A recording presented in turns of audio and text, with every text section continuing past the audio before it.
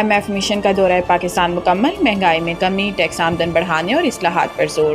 یہ دورہ 19 مئی سے شروع ہوا تھا، جس میں مالی سال 2025-26 کے بجٹ، اقتصادی اصلاحات اور پالیسی معاملات پر تفصیلی اور تعمیری مذاکرات کیے گئے۔ مشن کے اختتام پر جاری کیے گئے اعلامیے میں آئندہ دنوں میں بجٹ مذاکرات جاری رکھنے کا اعلان کیا گیا، جبکہ اگلا جائزہ اجلاس رواں سال کی دوسری شش ماہی میں ہوگا۔ اعلامیے کے مطابق پاکستانی حکام سے ہونے والی بات چیت مثبت اور تعمیری رہی۔ وفد نے اعتراف کیا ہے کہ پاکستان نے مالیاتی استحکام اور پالیسیوں کے تسلسل کے لیے عزم کا مظاہرہ کیا۔ توانائی کے شعبے میں جاری اصلاحات، مہنگائی، بجلی کے ڈھانچے کو ختم کرنے اور توانائی کی لاگت کو کم کرنے پر بھی تفصیلی تبادلہ خیال کیا گیا۔ IMF نے پاکستان پر زور دیا کہ مہنگائی کو 5 سے 7% کے ہدف میں لانے کے لیے سخت مانیٹری پالیسی برقرار رکھی جائے۔ وفد نے بتایا کہ پاکستان کا پرائمری سرپلس کا ہدف 1.6% مقرر کیا گیا ہے، جبکہ آئندہ مالی سال میں زر مبادلہ کے ذخائر کو مستحکم رکھنے اور کرنسی کے ایکسچینج ریٹ کو مارکیٹ کے مطابق رکھنے کی ضرورت ہے تاکہ بیرونی معاشی دباؤ کا مقابلہ کیا جا سکے۔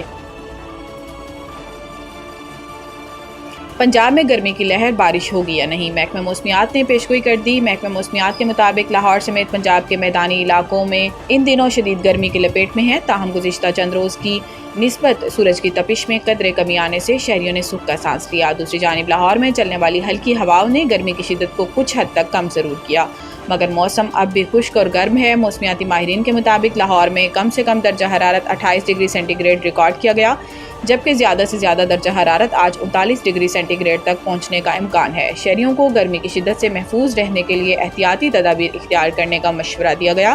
محکمہ موسمیات نے آئندہ 2 سے 3 روز کے دوران موسم مزید گرم اور خشک رہنے کی پیشگوئی کی ہے، جبکہ بارش کے کوئی امکان موجود نہیں۔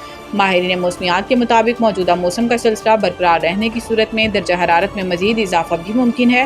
شہریوں سے کہا گیا ہے کہ وہ غیر ضروری طور پر دھوپ میں نکلنے سے گریز کریں، پانی کا زیادہ سے زیادہ استعمال کریں اور خاص طور پر بچوں اور بزرگوں کا خصوصی خیال رکھیں تاکہ گرمی کے اثرات سے محفوظ رہ سکیں۔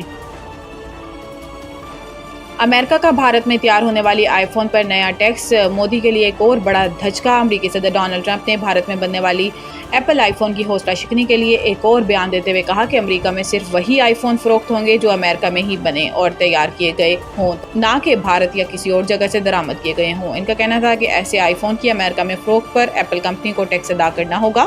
ایپل کے مالک ٹم کک کو اس حوالے سے پہلے ہی آگاہ کر چکا ہوں۔ دوسری جانب امریکی صدر ڈونلڈ ٹرمپ نے 1 جون سے یورپی یونین پر بھی 50% تجارتی ٹیرف عائد کرنے کی تجویز دے دی گئی ہے۔ اپنے social media platform Truth Social پر جاری بیان میں ٹرمپ نے کہا کہ یورپی یونین کے ساتھ معاملات کرنا نہایت مشکل ثابت ہوا ہے۔ ان کا کہنا تھا کہ یورپی یونین کی تجارتی رکاوٹیں، ویٹ ٹیکس، کارپوریٹ جرمانے، غیر مالیاتی تجارتی رکاوٹیں، امریکی کمپنیوں کے خلاف غیر منصفانہ اور بلا جواز مقدمے اور دیگر عوامل نے امریکہ کے ساتھ سالانہ $25 کروڑ سے زائد کا تجارتی خسارہ پیدا کیا ہے، جو کہ بالکل ناقابل قبول ہے۔ بجلی بلوں کی مد میں صوبوں کے ذمہ 161 ارب روپے واجب الادا، سندھ سب سے آگے۔ سینیٹر محسن عزیز کی زیر صدارت ہونے والے قائمہ کمیٹی کے اجلاس میں پاور ڈویژن حکام کے جانب سے بتایا گیا ہے کہ بجلی بلوں کے بقایا جات کی مد میں خیبر پختونخوا نے 10 ارب روپے، پنجاب نے 42، سندھ نے 67 اور بلوچستان نے 42 ارب روپے ادا کرنے ہیں۔ کمیٹی نے یہ بھی نوٹ کیا کہ خیبر پختونخوا کے علاوہ کسی بھی صوبے نے مجوزہ مفاہمتی بیان پر دستخط نہیں کیا۔ چیئرمین قائمہ کمیٹی نے صوبائی سطح پر دکھائی جانے والی غفلت پر سخت برہمی کا اظہار کیا اور بقایا جات کی فوری وصولی کی ہدایات کی۔ وزارت بجلی کی سیکرٹری نے اعلان کیا ہے کہ حکومت نے پہلے مرحلے میں 3 پاور ڈسٹریبیوشن کمپنیوں آئسکو، فیسکو اور گیکو کی نجکاری کا فیصلہ کیا ہے، جبکہ دوسرے مرحلے میں لیسکو، میفکو اور ہیسکو کی بھی نجکاری کی جائے گی۔ کمیٹی نے ملازمین کے مستقبل کے حوالے سے شدید تشویش کا اظہار کیا اور وزارت کو ان کے مفادات کے تحفظ کے لیے رضاکارانہ قبل از وقت ریٹائرمنٹ کے اختیارات سمیت ملازمین دوست پالیسیاں وضع کرنے کی ہدایت کی۔